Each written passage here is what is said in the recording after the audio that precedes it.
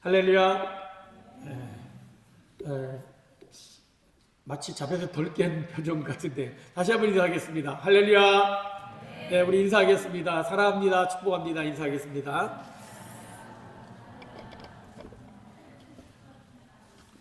네, 오늘은 엘리야의 축복을 사모하는 마음으로 이렇게 인사하겠습니다. 떨어지지 않고 없어지지 않는 축복 받으시기 바랍니다. 떨어지지 않고 없어지지 않는 축복 받으시기 바랍니다.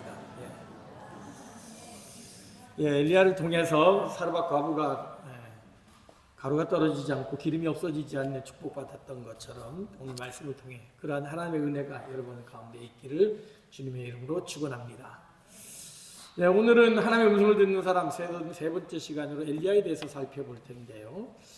엘리야를 통해 하나님의 음성을 듣는다는 것이 어떤 의미인지 또 그 결과는 무엇인지를 좀 생각해 보려고 합니다. 오래전 IMF를 겪었을 때 한국 사람들에게 아주 불티나게 팔린 베스트셀러가 있습니다. 구본영 씨가 지은 익숙한 것과의 결별이라는 책입니다. 1988년 7월 스코틀랜드 북헤이전에서 석유 시추선이 폭발을 했습니다.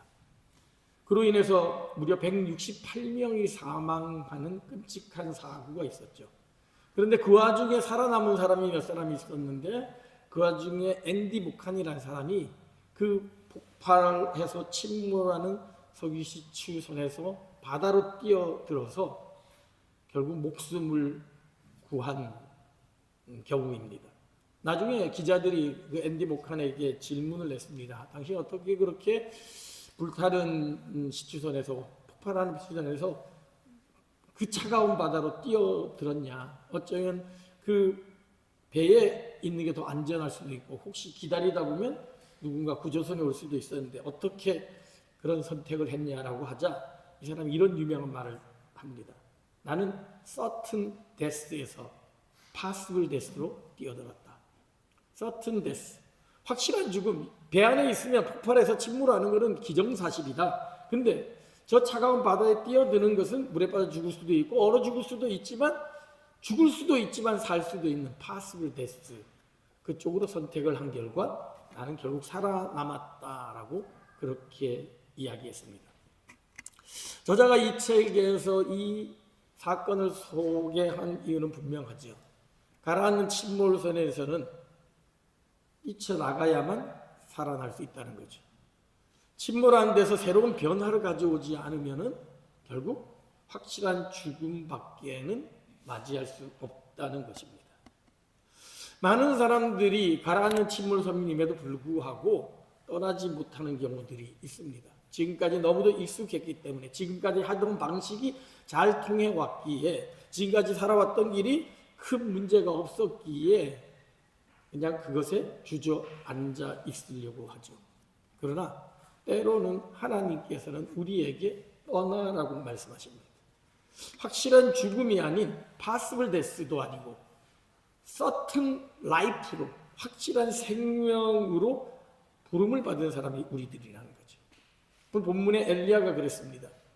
엘리야는 그냥 아합 왕과 적당히 타협하면서 편안하게 살 수 있는 사람이었습니다. 그런데 하나님 말씀에 순종함으로 말미암아 그는 분명한 선택 앞에 놓이게 됩니다. 아합 왕 앞에 분명하게 선언하죠. 수년 동안 비가 내리지 않을 것이다. 하나님의 말씀에 순종해서 선포했습니다. 당신들 하나님 앞에 회개하지 않음으로 말미암아 하나님이 진노하시기로, 심판하시기로 작정하셨다. 이제 하나님의 말씀이 임하기 전까지는 이 땅에는 비가 내리지 않을 것이라는 선언을 담대하게 했습니다. 하나님 말씀에 순종해서 말씀을 전한 거죠. 그러면 결과는 어떻게 돼야 될까요?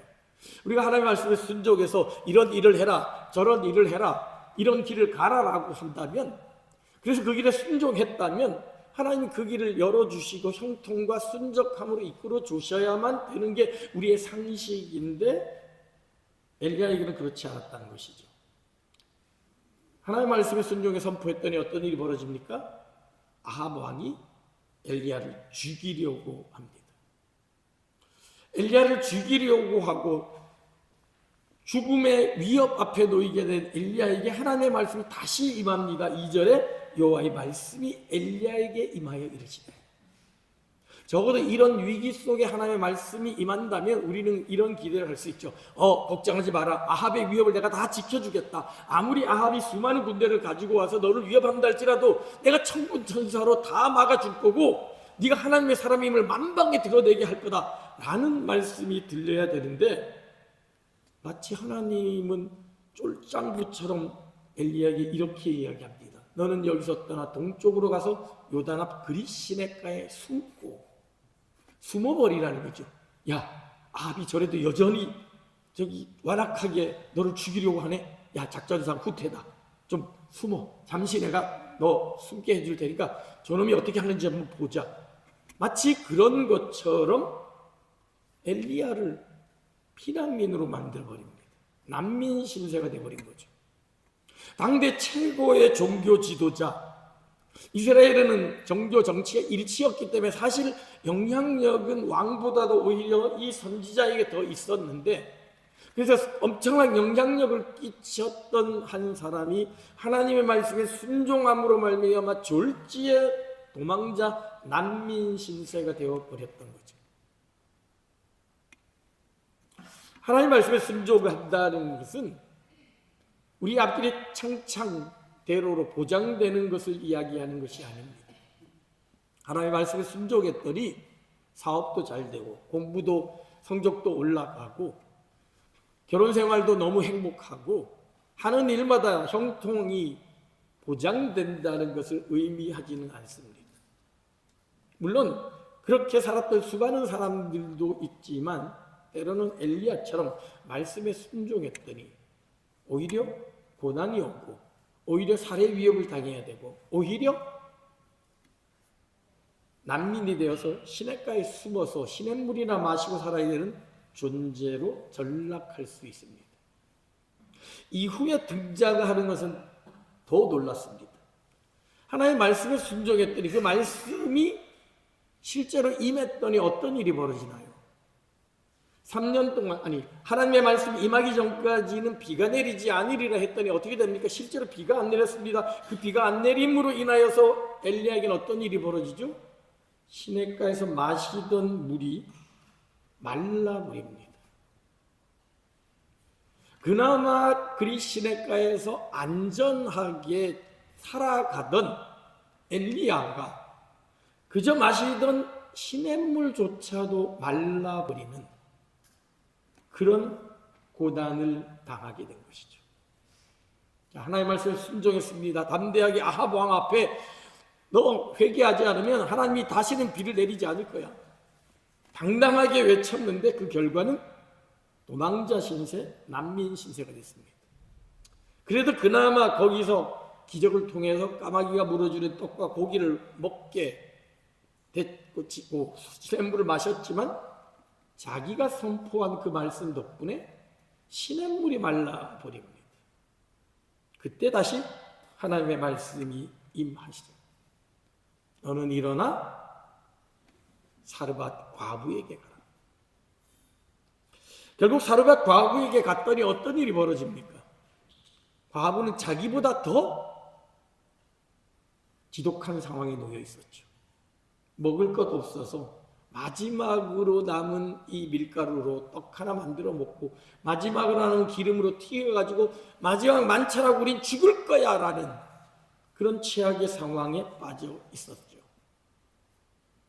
그리고 그런 최악에 빠져 있는 사람에게 이 선지자는 뻔뻔하게도 먼저 나한테 그거 바쳐라 라고 요구하는 마치 이단 교주와 같은 그런 모습을 보여야만 했던 것이죠.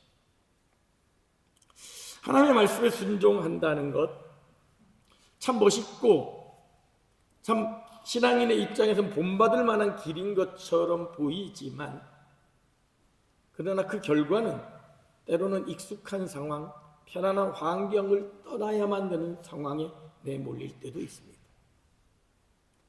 때로는 하나님의 말씀에 순종한다는 것이 그거 하나 먹고 죽으려는 그 가련한 여인의 음식까지 빼앗아 버리는 그런 모렴치범으로 몰리는 그런 상황에 처할 수도 있다는 것이죠. 말씀에 순종한다는 것이 그 즉각 우리의 상황을, 우리의 환경을 축복으로, 번영으로 바꿔주는 것이 아니라는 것이죠. 그러면 하나님 말씀에 순종할 필요가 있나요? 아니, 괜히 말씀에 순종했다가 하나님의 음성 들었다가 더 고생하고 더 힘들면 아라이 귀 막고 사는 게 편하겠네요. 귀 막고 편하게 사는 사람이 폭발하에 침몰하는 석유 시선에 눌러 앉아있는 사람들의 모습이죠. 자기가 영으로 말라가고 있는도 깨닫지 못한 채 그저 현재 상황에 만족하며 그냥 이대로 밥 먹고 살면 되지 하는 순간 어느덧 자기도 모르게 깊은 바닷속으로 침몰하고 만다는 것. 그래서 스펄전의 목사님이 지옥에 대해서 이렇게 비유를 했습니다. 지옥이란 어떤 거냐? 편안하게 길을 천천히 내려가다 보면 도달하게 되는 곳이 지옥이라는 것이죠. 자기도 모르는 사이에 천천히 미끄럼틀을 타고 내려가다 보면 도달하는 곳이 지옥이라는 거죠. 예수님은 그것을 넓은 문이라고, 사람들이 많이 가는 길이라고 그렇게 비유하기도 했습니다. 엘리야 선지자도 마찬가지입니다. 그냥 편안하게 종교 지도자로서의 명망을 유지하면서 부귀 영화를 누리면서 적당히 아합에게 충고와 조언을 해주면서 살아갈 수 있었지요. 적어도 당대 최고의 종교 지도자로서 명예와 권력과 부귀 영화를 누리면서 살아갈 수 있었습니다. 그러나 하나님은 엘리야가 그런 삶을 살기를 원치 않으셨습니다. 하나님의 뜻을 분명히 전하기를 원했고 타락해가는, 침몰해가는 이 이스라엘을 구원해내기 위한 도구로서 엘리야를 사용하기를 원하셨던 것이죠. 그래서 아합에게 가서 외치라고 명령합니다. 그 말씀에 순종함으로 말미암아 죽을 위기에 처한 엘리야를 구하기 위해 그리시네가로 숨기십니다. 그리고 시냇물이 말라버리는 위기가 오자 하나님은 그를 사르밧 과부로 보내십니다. 이 모든 것에는 하나님의 계획과 섭리가 있었던 것이죠. 불편하고 익숙한 길을 떠났던 엘리야지만 그 말씀에 순종함으로 말미암아 그는 하나님의 은혜를 경험하게 됩니다. 하나님의 순종함으로 말미암아 죽을 위기가, 살해 위협에 직면했습니다. 그랬더니 하나님이 어떻게 하십니까? 그의 시냇가에 숨기셨습니다. 그리고 어떻게 하셨죠? 까마귀를 통해 아침 저녁마다 떡과 고기를 물어다 주게 했습니다.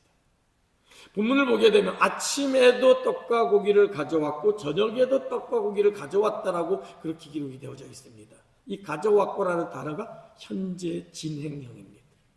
매 순간 하나님의 기적이 임하고 있었다는 거죠. 자신은 아무것도 하지 않았음에도 불구하고 매 순간마다 아침 정정마다 가져다 주는, 까마귀가 물어다 주는 음식을 그냥 먹는 일들이 벌어졌던 것이죠. 아마 엘리야는 그렇게 생각할 수 있을 것입니다. 아니, 말씀에 순종했더니 도망자 신세가 됐네, 어떡하라고요? 그리고 그리시네가에 숨었을 때 아침 저녁마다 가져다 주는 그 떡과 고기를 먹으면서 야, 그래도 순종했더니 보람은 있구나, 하나님이 그래도 먹이고 입히시기는 하는구나, 여기서 편안히 잘 먹고 살다가 저 아합 죽고 나면 내가 어떻게 하면 되겠다라는 생각에 빠져 있었을 수도 있을 것입니다. 그런데 하나님은 그가 그저 자기가 먹고 만족하는 삶을 사는 것으로 생을 끝내기를 원치 않으셨던 것이죠. 하나님의 엘리야를 부르신 분명한 계획과 뜻이 있었기에 그에게 새로운 계획을 하나님 말씀하십니다. 마침내 가나안 땅에 기근이 오게 되고 하나님의 말씀과 같이 그 땅에 비가 내리지 않음으로 말미암아 모든 시냇물, 모든 우물들이 다 말라버립니다. 그 결과는 엘리야에게도 임했던 거죠. 사실 엘리야에게만 하나님이 복을 주시기 원한다면 거기서 샘물 솟아나게 하면 간단히 해결됩니다. 하나님이 떡과 고기를 까마귀를 통해서 가져오게 하셨는데 그 샘물 하나 솟아나게 하는 기적을 못 베푸실까요? 다른 데는 다 물이 말라도 엘리야 있는 곳에는 시냇물은 마르지 않고 생수가 솟아나서 에비앙보다 맛있는 시원한 생수 마시면서 그냥 몇 년 지내고 죽을 때까지 지낼 수도 있을 겁니다. 하나님 그걸 원하지 않으셨어요. 그냥 자연 현상에 맡겨놨죠. 시냇물이 말랐습니다. 엘리야는 자기가 먹고 마시고 누리던 것이 또 한순간에 사라질 수 있다는 위기를 느꼈죠. 침몰하는 시추선에 그대로 머물러 있을 수 없는 상황이 다가온 것입니다. 그때 하나님이 다시 말씀하십니다. 일어나서 가라.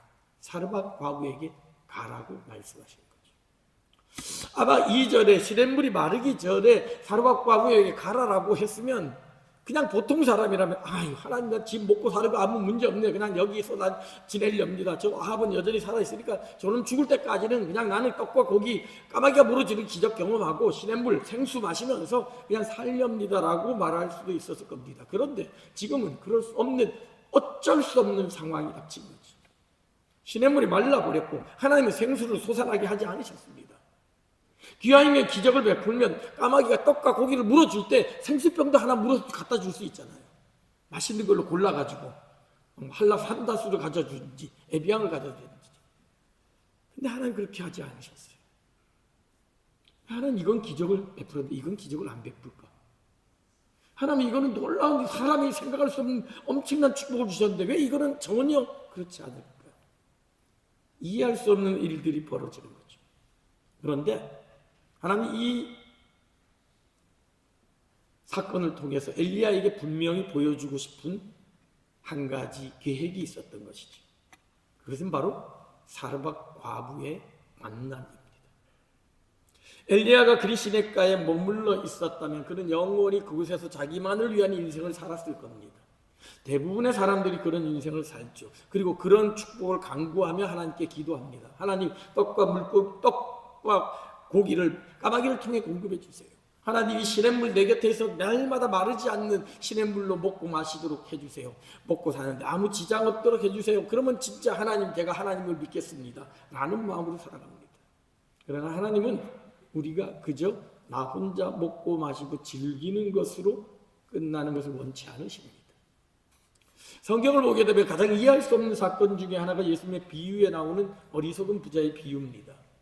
어리석은 부자의 비유에서 우리는 어리석다라고 부자를 이미 전제 조건으로 들어가지만 사실 그 본문을 처음 읽으면 그가 어리석다라는 것은 저도 찾아볼 수 없습니다. 그가 어리석었다든지 불의한다든지 나쁜 짓을 했다든지 부정과 부패로 재산을 모았다는 얘기는 전혀 없습니다. 오히려 굉장히 지혜로웠습니다. 그가 이렇게 고백하죠. 내 영혼아 기쁘다. 내가 이렇게 내 많은 재물을 모아놨으니 이 재물들을 내가 어떻게 쓸까? 나를 위하여 창고를 짓고 이것을 잘 저축해가지고 내 평생 동안 먹고 마시고 누리고 즐기자. 이렇게 고백합니다. 무슨 얘기예요? 그런 재산도 열심히 잘 모았습니다. 그 재산을 어떻게 불구고 어떻게 유지해야 되는지 투자도 잘했습니다. 계획도 세웠습니다. 창고도 만들었습니다. 그럼 그가 왜 어리석은 부자가 되었을까요? 하나님이 이렇게 말씀하시죠. 어리석은 자여, 내가 내 자신에 대해서는 부유하고 하나님에 대해서는 그렇지 않구나. 이웃에 대해서는 그렇지 않구나.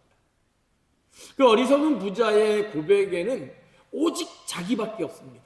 내 영혼아 내가 만족하다. 내 재산이 있으니까 내 창고를 짓고 내 노후를 먹고 마시고 즐기자. 심지어 가족도 등장하지 않습니다. 그는 철저하게 자기 중심적이었습니다. 자기만을 위한 인생을 살았던 거죠. 엘리야도 그렇게 살 수 있었습니다. 시냇가에 숨으면서 하나님의 기적을 맛보면서 부족함 없는 인생 실컷 먹으면서 잘 지낼 수 있었던 거죠. 그러나 하나님이 원한 것은 그저 한 사람이 자기만을 위한 인생으로 배불리 먹고 사는 어리석은 부자와 같은 삶을 살기를 원치 않으셨던 것이죠. 하나님은 가난과 고난에 빠진 누구보다도 하나님을 필요한 사람을 구원하기 위하여 하나님은 그 익숙한 자리에서 떠나게 하십니다. 지금까지 먹고 마시고 누리던 그 모든 축복을 하나님 거두어 가십니다. 엘리야는 살기 위해서라도 어쩔 수 없이 그리 시냇가를 떠나야만 했던 것이죠. 그리고 사르밧 과부를 만납니다.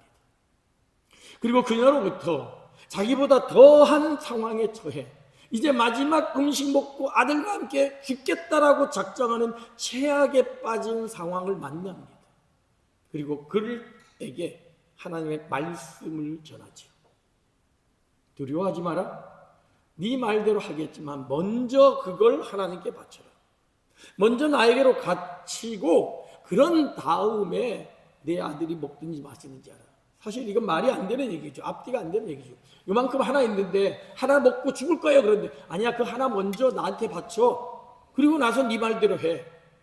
인간의 상식으로는 하나 바치면 아무것도 없는데 뭘 상식으로 합니까? 라는 답이 나오겠죠. 그러나 하나님의 말씀은 그 하나를 바칠 때 그 하나는 너를 위한 먹을 것으로 2개, 3개로 될 것이라는 것을 암시하고 있는 거죠. 그것을 보여주기 위해서 엘리야는 분명하게 말합니다. 14절, 이스라엘의 하나님 여호와의 말씀이 나 여호와가 비를 지면에 내리는 날까지 그 통에 가루가 떨어지지 아니하고 그 병에 기름이 없어지지 아니하리라. 너가 그것을 바치게 된다면 결국은 가루가 떨어지지 않고 기름이 없어지지 아니하는 축복이 있을 것이다라고 그렇게 약속하고 했던 것입니다. 그리고 결국 그녀가 그 말씀에 순종했더니 그 말이 그대로 실현되죠. 15절입니다. 그가 가서 엘리야의 말대로 하였더니 그와 엘리야와 그의 식구가 여러 날 먹었으나 여호와께서 엘리야를 통하여 하신 말씀같이 통에 가루가 떨어지지 아니하고 병에 기름이 없어지지 아니하니라. 통에 조금 남은 그 가루가 부어도 계속 넘쳐나고 병에 조금 남은 그 기름이 부어도 넘쳐나는 축복이 그 가정에 임했다는 것이죠.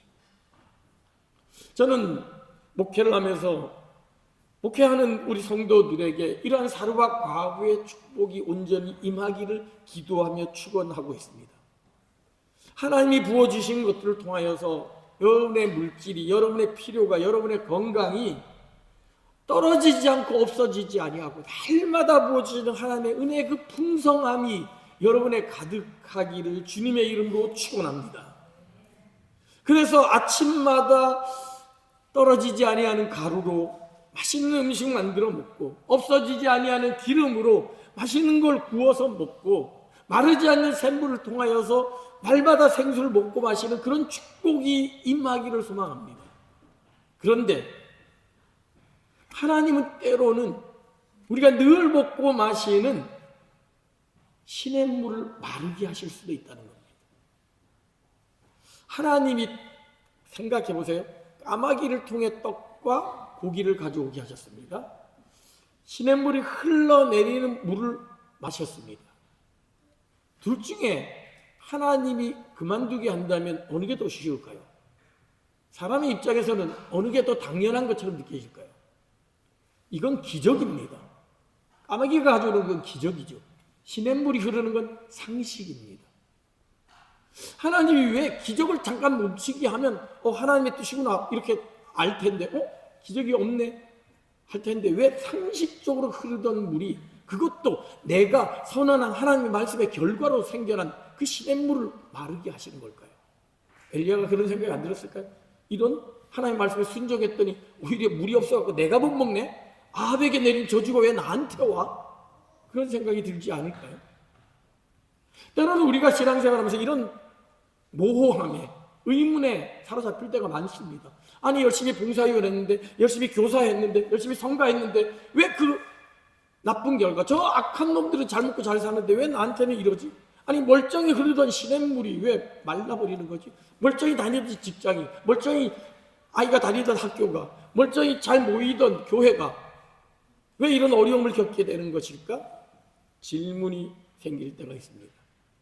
그런데 하나님의 이러한 모든 것에는 분명한 계획과 목적이 있다는 것을 엘리야를 통해서 보여주는 거죠.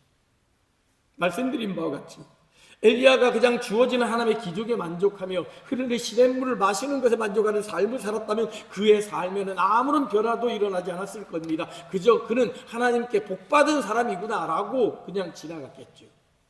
그러나 하나님은 그를 통한 새로운 계획이 있었기에 그를 고난 가운데로 인도하셨던 거죠. 그가 했었던 익숙한 환경, 너무도 당연하다고 생각했던 그 현실을 하나님은 바꾸셨던 것이죠. 그리고 그것을 통해 정말 엘리야를 필요로 하는, 정말 하나님을 필요로 하는 사람을 만나게 하셨던 것입니다. 그리고 그 사람을 통하여 하나님의 기적을 보여주셨던 거죠. 자신에게는 떡과 고기를, 까마귀를 통해서 주어졌던 그 기적이 사르밧 과부를 만나서는 빈 병에, 빈 그릇에 기름이, 가루가 가득 차는 놀라운 기적을 맛보게 합니다. 그리고 우리가 일제는 알았지만 이 다음의 사건을 가게 되면 과부의 아들이 죽게 되고, 그 죽게 되는 사실로 인해서 사르밧 과부가 엘리야에게 원망을 합니다. 왜 당신 와서 하나님 알게 해서 내가 하나님 알게 됨으로 말미암아 내 죄가 생각이 나서 내 죄 때문에 내 아들 죽게 만들었다. 차라리 하나님 알지 않았으면 나 그냥 그때 떡 먹고 죽든지 아니면 그냥 어디서 얻어먹으면서 살아갈 수 있었을 텐데, 하나님 알므로 말미암아 내 아들이 죽었고 내 아들이 내 죄 때문에 죽었다는 생각에 내가 차라리 내가 죽었을 걸, 아니면 같이 죽었을 걸 왜 그러냐고 엘리야에게 원망하는 장면이 나옵니다. 그때 엘리야가 다시 하나님께 기도함으로 말미암아 그 아이를 살려냅니다. 그리고 그 경험을 통해서 여인이 이렇게 고백하죠. 24절이 이렇게 고백합니다. 여인이 엘리야에게 이르되 내가 이제야 당신은 하나님의 사람이시요 당신의 입에 있는 여호와의 말씀이 진실한 줄 아노라. 무슨 얘기입니까? 병에 기름이 떨어지지 않고도, 그릇에 가루가 떨어지지 않는, 없어지지 않는 그런 기적을 경험해도 불구하고 하나님이 진실한 분인지, 하나님이 살아계신 분인지를 여전히 믿지 못했다는 거죠. 그죠? 금나와라 뚝딱 하는 도깨비 알란의 요술램프로만 알고 있었다는 거죠. 그런데 자기의 아들이 죽었다가 살아나는 것을 통해 하나님의 말씀이 진실하구나, 하나님은 정말 생명을 주관하시는 분이시오, 하나님은 정말 온 우주 만물을 통치하시는 분이라는 사실, 그 사실을 믿었다라고 그렇게 고백했던 것이죠. 어쩌면 사르밧 과부에게 있어서는 이 아들이 죽은 사건이 엘리야에게 있어서 그리 시냇가를 떠난 사건과도 유사할 겁니다. 그냥 편안하면서 가루에서 기름 나고 그걸로 구워 먹고로 만족할 수 있었는데, 아들이 죽음으로 말미암아 하나님에 대해 다시 생각하게 된 거죠. 엘리야가 마치 떡과 고기를 까마귀를 통해 공급받고 시냇물을 마시면서 아무 문제 없다가 시냇물이 말랐을 때 하나님의 음성을 다시 듣고 하나님의 계획에 동참했던 것처럼, 이 사르밧 과부에게는 아들의 죽은 사건을 통해서 자신의 인생을 되돌아보게, 자신의 모습을 다시 한번 돌아보게, 하나님 앞에서의 자신의 모습을 돌아보게 되고, 결국 엘리야를 통해 아들이 다시 살아나는 부활의 경험을 통해 하나님의 생명을 주관하시는 진정한 하나님이라는 사실을 깨닫게 된 것이죠. 그렇습니다. 어떻게 우리가 이러한 복을 누리며 살 수 있을까요? 엘리야처럼 아침에도 저녁에도 까마귀가 가져주는 그 풍성한 떡과 고기를 먹고, 사르밧 과부와 같이 아무리 먹어도 떨어지지도 않고 없어지지도 않는 복을 누리고, 무엇보다도 죽었던 아이가 살아나는 그런 복을 누리며 살 수 있을까요? 중요한 힌트가 여기에 기록이 되어 있습니다. 2절의 말씀입니다. 여호와의 말씀이 엘리야에게 임하여 이르시되. 8절에도 이야기합니다. 여호와의 말씀이 엘리야에게 임하여. 엘리야는 철저하게 하나님의 말씀에 순종하며 살았다라는 것이죠. 자신의 생각이나 판단이나 환경에 끌리는 것이 아니라 하나님의 말씀에 따라 움직였던 것입니다. 그리고 사르밧 과부를 만났을 때도 하나님의 살아계심을 두고 맹세한다, 하나님의 말씀이 이렇게 임했다라고 선언합니다. 그러자 엘리야의 말대로, 엘리야의 통하는 말씀처럼 통에 가루가 떨어지지 않고 병의 기름이 끊어지지 않았던 것이죠.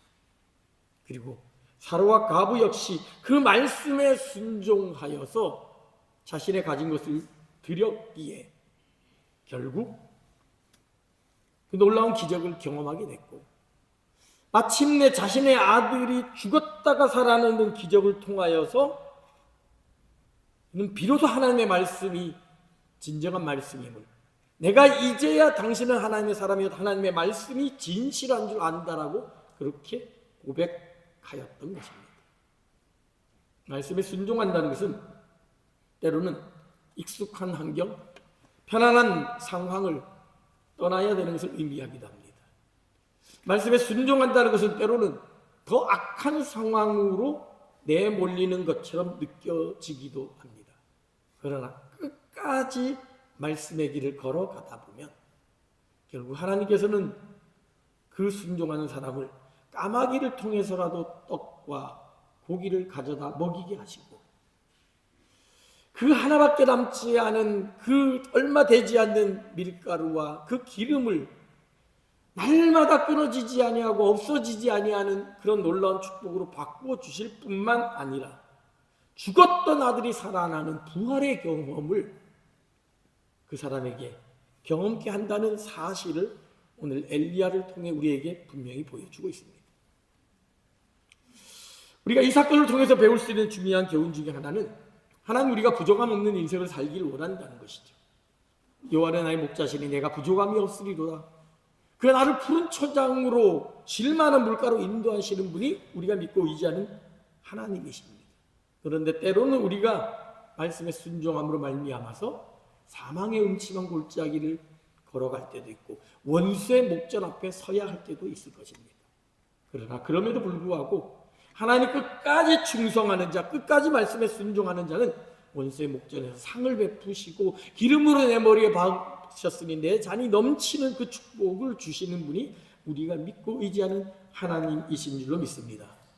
그러게 눈앞에 보이는 현실에 일희일비하지 않고 내가 누려왔던 편안한 환경과 익숙한 상황에 눌러앉으려고 하지 말고 부르심에 용감하게 일어나서 순종함으로 걸어간다면 하나님은 아무리 먹을 것 없는 그런 그리시네가라 할지라도 까마귀를 통해서라도 떡과 고기를 먹게 하시고 아무것도 남은 것이 없는 것 같은 그 가난한 집에도 그 음식물이 넘쳐 흐르는 그런 축복을 가져다 주는 분이 우리가 믿고 의지하는 분입니다. 주님 우리에게 분명히 약속하셨죠. 내가 온 것은 양으로 생명을 얻게 하고 더 풍성히 얻게 하려는 것이다. 더 풍성히 얻게 하는 것, 더 풍성한 삶을 사는 것이 하나님이 원하시는 삶이라는 거죠.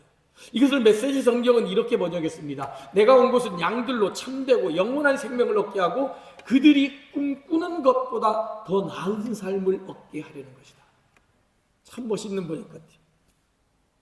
더 풍성한 삶, 하나님이 우리에게 주시는 풍성한 삶이 어떤 거냐? 잘 먹고 잘 산다는 것을 넘어서서 우리가 꿈꾸는 것보다, 우리가 생각하는 것보다, 우리가 상상하는 것보다 훨씬 더 나은 삶을 하나님이 우리를 위해 계획해 놓고 있다는 거죠. 근데 우리는 그저 내게 주어진 그 쪼매내기 하나, 그 부스러기 하나 붙들고서 그거 놓치기 싫어 끙끙대며 먹고 사는 존재가, 그래서 하나님의 명령에 귀 기울이고 힘들어요, 어려워요, 싫어요라고 그렇게 말하면서 있는 자리를 떠나지 않으려고 하는 것이 우리들의 모습은 아닌지 돌아보아야 될 것입니다. 성경은 우리가 풍성한 삶을 살지 못하는 이유에 대해서 분명하게 경고합니다. 하나님 온전히 신뢰하지 않았기 때문에 내가 너에게 준비한 이 엄청난 복을 주고 싶어도 주지 못한다는 거지. 호세아 선지자가 이렇게 이스라엘 백성들을 향하여 한탄합니다. 곡식과 새 포도주와 기름은 내가 그에게 준 것이요 그들이 바알을 위하여 쓴 은과 금도 내가 그에게 더하여 준 것이거늘 그가 알지 못하도다. 그렇게 어떻게 됩니까? 그러므로 내가 내 곡식을 그것이 익은 계절에 도로 찾으며 내가 내 새 포도주를 그것이 맛들 시기에 도로 찾으며 또 그들이 벌거벗은 몸을 가릴 내 양털과 내 삶을 빼앗아 버릴 거다.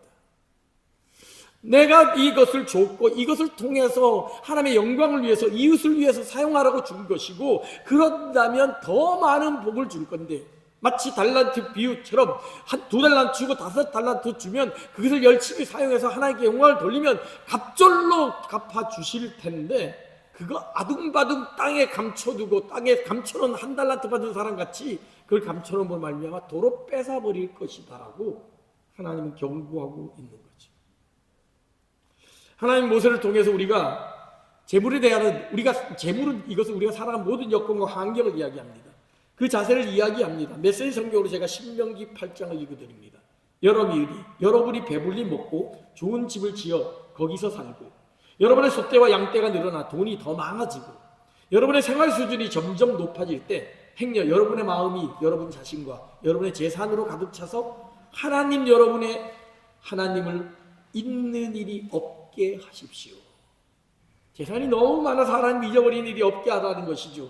그리고 말합니다. 여러분이 마음속으로 이 모든 것이 다 내가 이룬 것이다, 나 혼자서 이뤘어, 나는 부자다, 모두 다 내 거다 라고 생각한다면 생각을 고쳐먹으십시오. 기억하십시오. 하나님께서는 오늘 이처럼 여러분의 조상들에게 맹세하신 언약을 이루시려고 여러분에게 이 모든 부를 일구어낼 힘을 주신 것입니다.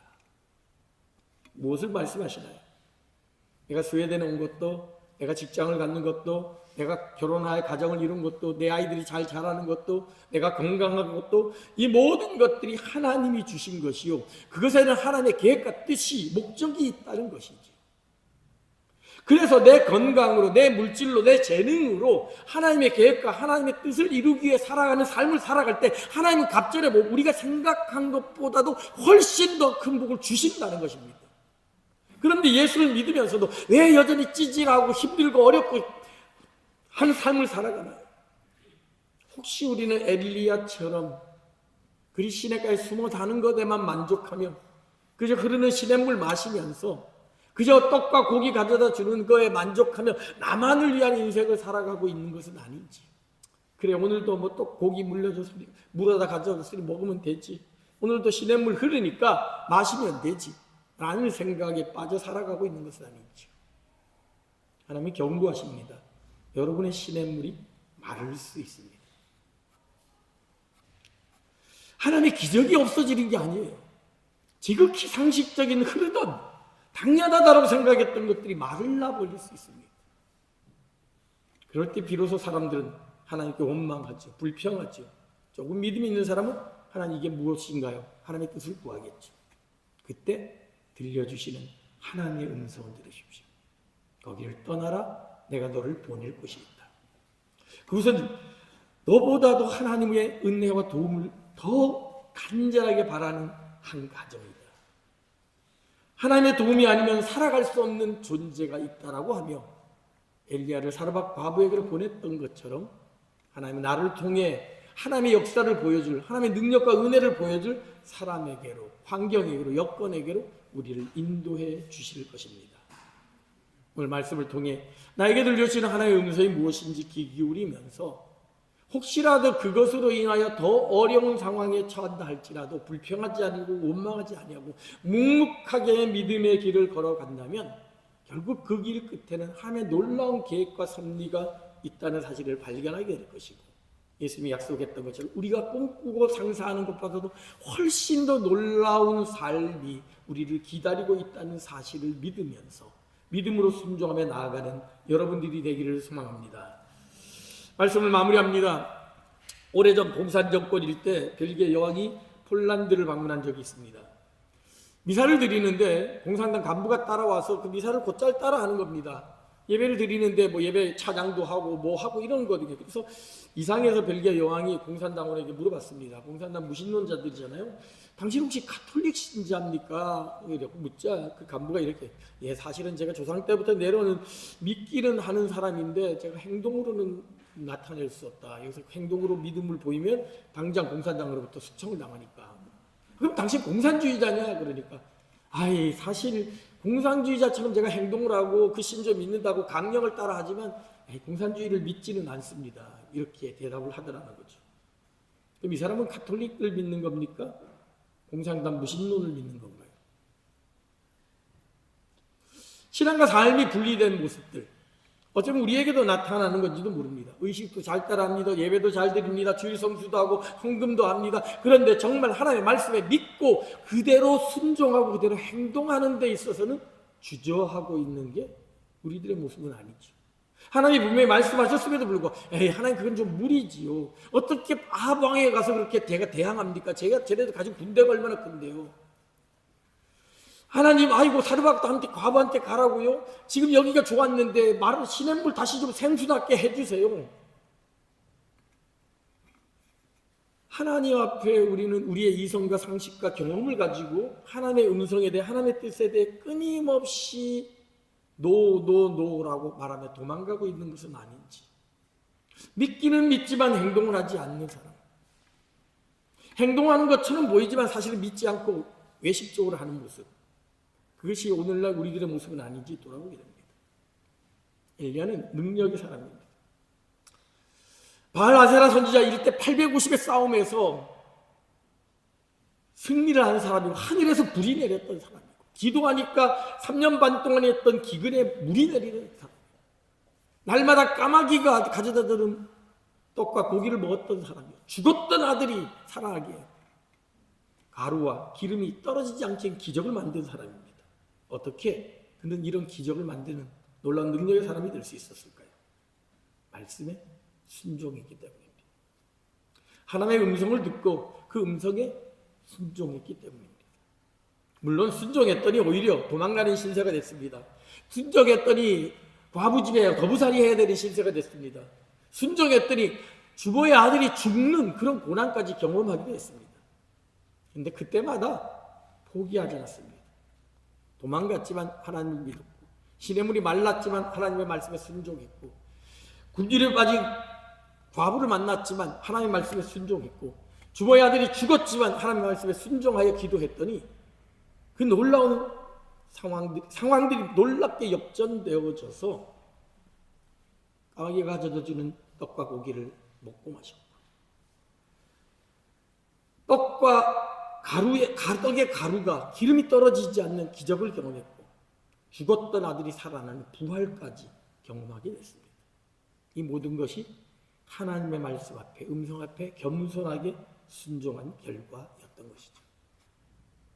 순간에 이익 따지지 말고, 알량한 내 경험이나 지식들 의지하지 말고, 세상 사람들의 논리나 어떤 방향 따라가지 말고, 오직 하나님의 음성을 들으면서 순종함으로 말미암아 엘리야가 누렸던, 사르밧 과부가 누렸던 그 놀라운 기적, 그 놀라운 축복을 받아 누리는 그런 우리 모두 성도들이 되기를 주님의 이름으로 축원합니다.